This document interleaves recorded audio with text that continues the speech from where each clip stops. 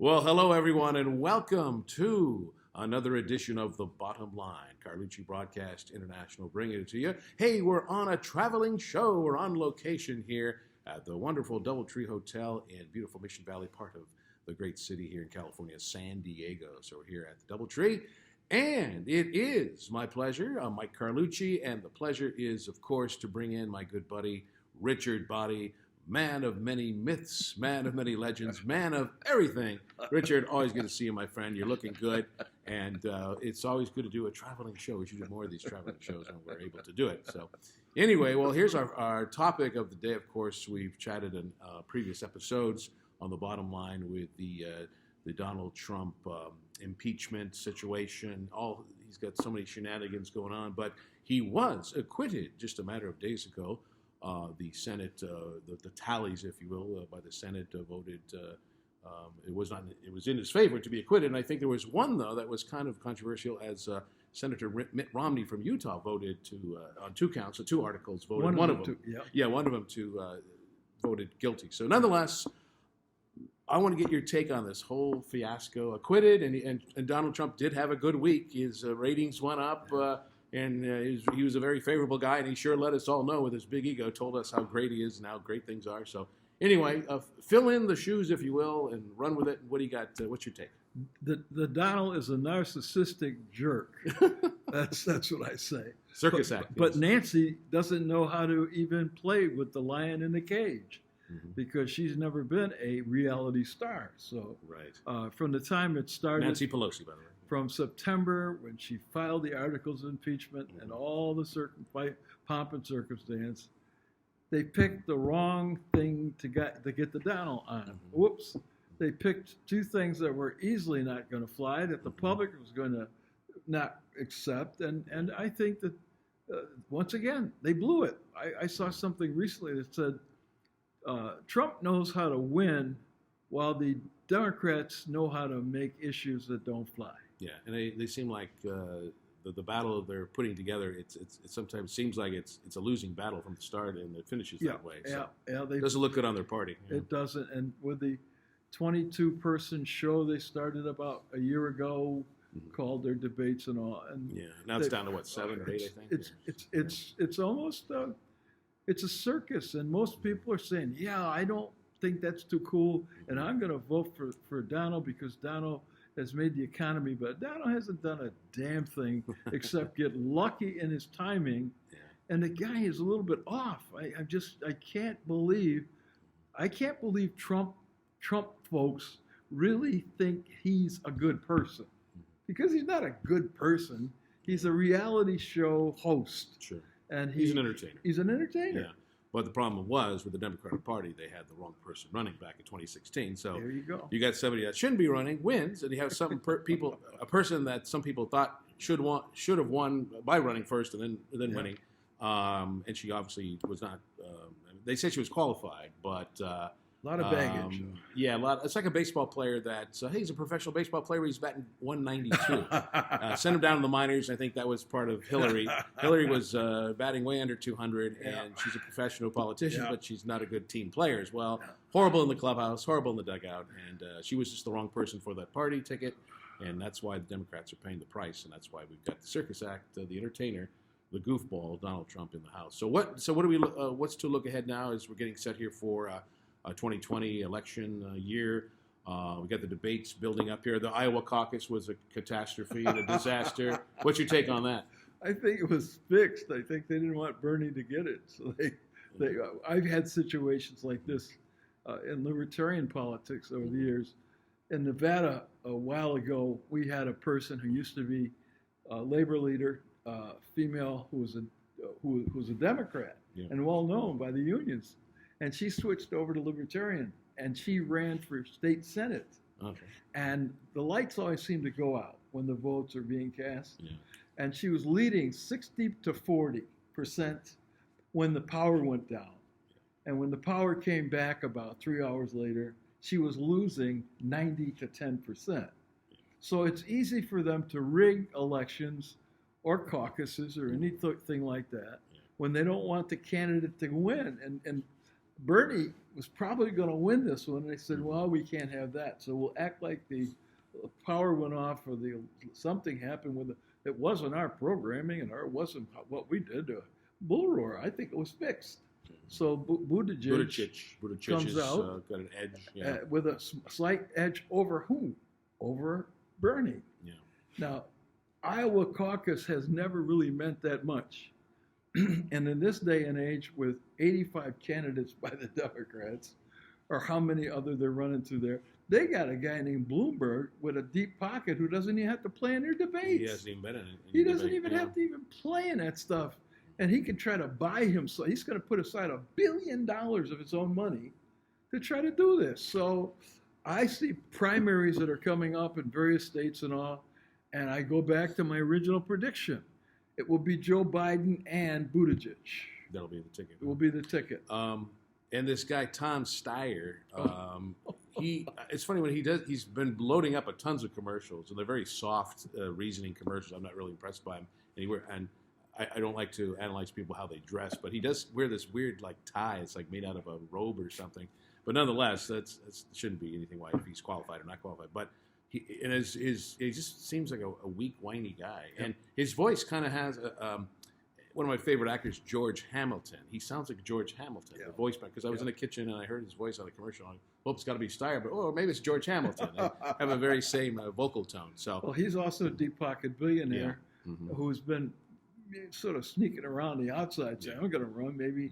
And he was really fortuitous against get Trump out of there. Yeah. And I think we ought to do X, Y, and Z. Now he's trying to soften it up. Yeah. But he's not going to make, because he'll never get the progressive vote. No. The problem with Bloomberg and with Steyer is that you have a whole, probably a quarter of the entire potential Democrat votes that are progressive. They're AOC type people. They're not going to vote for Bloomberg or for Steyer. No. They may even boycott their national convention.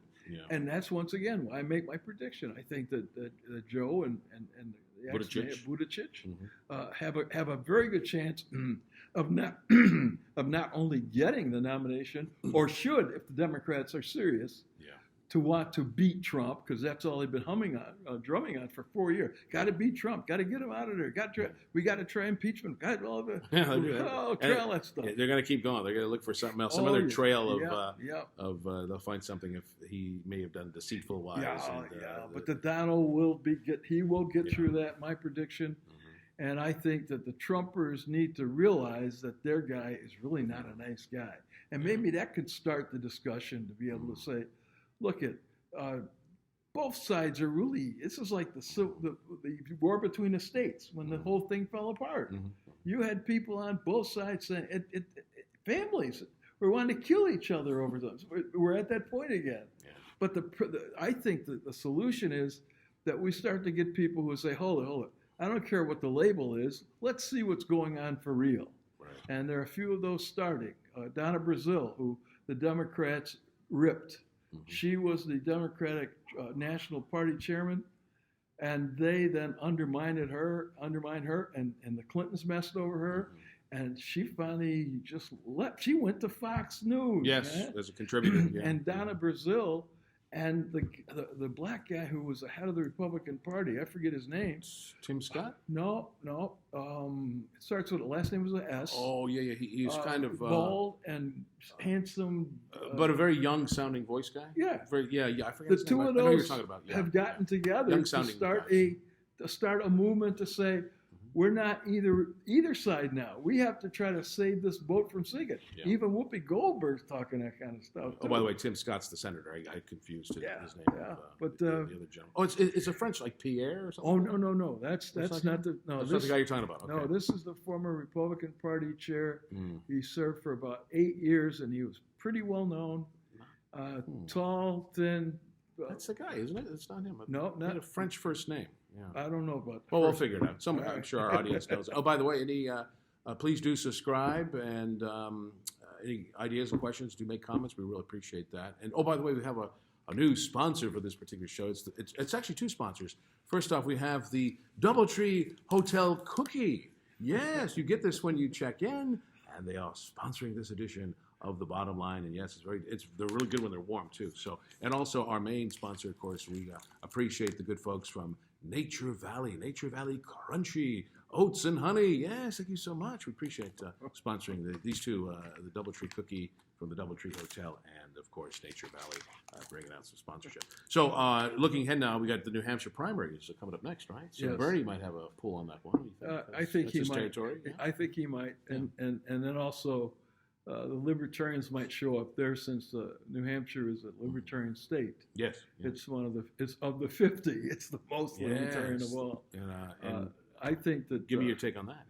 I think that they might show well. When I was running for president back in 1992, I wish you could run again. We need you. And my opponent, Andre Maru, beat me out for the nomination. Mm-hmm. He won the first vote of the first primary because it wasn't an Iowa caucus. It was New Hampshire that had the first primary. Maybe they still do because the caucus is different than the primary. Yeah. He won Dixville Notch. Dixville Notch had about 12 votes, and Andre Maru, the Libertarian candidate, won Dixville Notch. And we say, yes, we won something, but it can happen in the state of New Hampshire by the nature of New Hampshire's structure of real town meetings and very independent people there. And there's a group called the First State Project, New State Project, whatever. It has a mandate for people who want to go to some place to see if libertarian ideas will work. And New Hampshire said, people in New Hampshire said, y'all come. Yeah. So they have moved there. They're moving, and they're looking for 10,000 people who think as libertarians. Mm-hmm. So I think New Hampshire I think Bernie might win that one. Mm-hmm. And the fatal flaw for the Democrats, though, if Bernie wins the nomination of the Democratic Party, and he runs against the Donald will win that one too, because most people are afraid of the old Marxist-Leninist line of the progressives like Bernie, who's socialist, straight up. So, by the way, you're watching The Bottom Line, a special edition travel show here at the DoubleTree Hotel, San Diego, Mission Valley. Mike Carlucci, Carlucci Broadcast International, and of course, Richard Boddie here with us. So coming up next, we have another debate with the Democrats. Let's see who's still in the mix. Yang is there. Is it Klobuchar? Yes, still she's there? Still there. Okay, and we got Steyer. Yes. Bernie. Let's see. I'm trying Biden, of course. Biden, and then we got the mayor. Well, Buttigieg. Okay, we mentioned him earlier. And there's one other that is in there left, but of course Bloomberg, but he's not part of the debate. He doesn't need a debate. He's a silent. He can buy anybody. He's a silent buyer.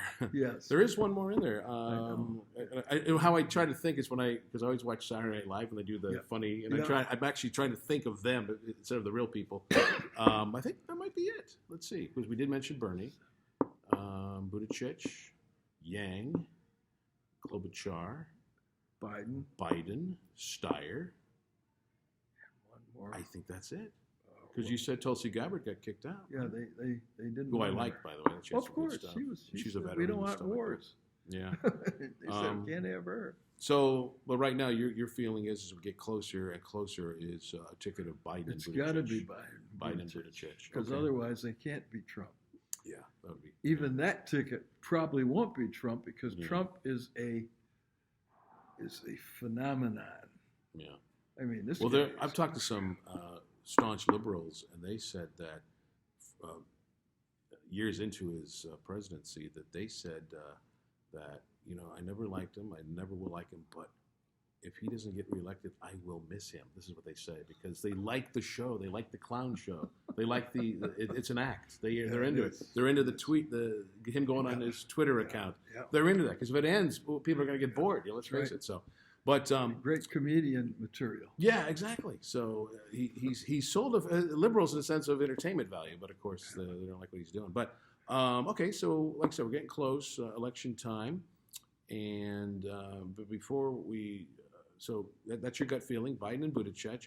Now I want to move into a different avenue, if you will, about the situation with Nancy Pelosi and the State of the Union address, the old ripping up the speech. I can't rip this up. This is my bill here at the hotel. I can't rip that up. But she ripped the speech, and but she's been at war with Donald for quite a few years.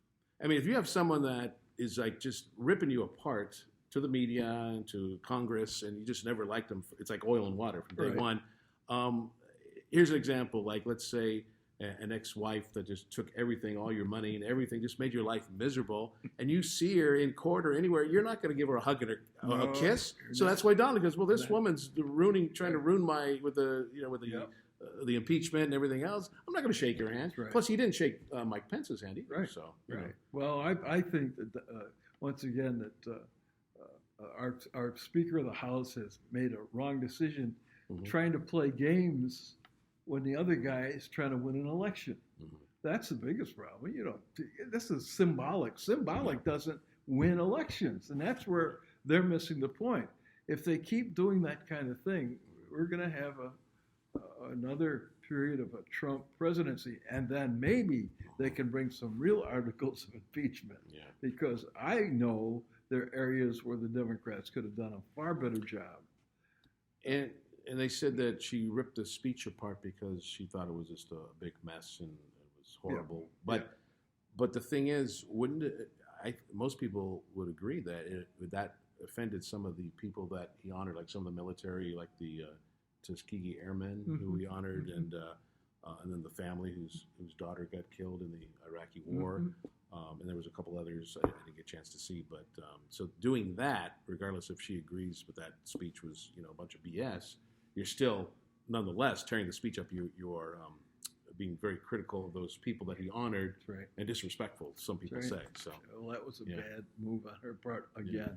Yeah. She seems to consistently pull defeat from the mouth of victory. She has that, kind of like some of our football teams that we cheer for, and baseball teams. Yeah. And speaking of baseball, we're going to do another episode here on the Houston Astros cheating scandal. That'll be coming up in a future episode here on the bottom line. So anyway, but just going backwards here, for those people that are upset and despise Donald Trump, and if you are a Democrat, you learned a big lesson here.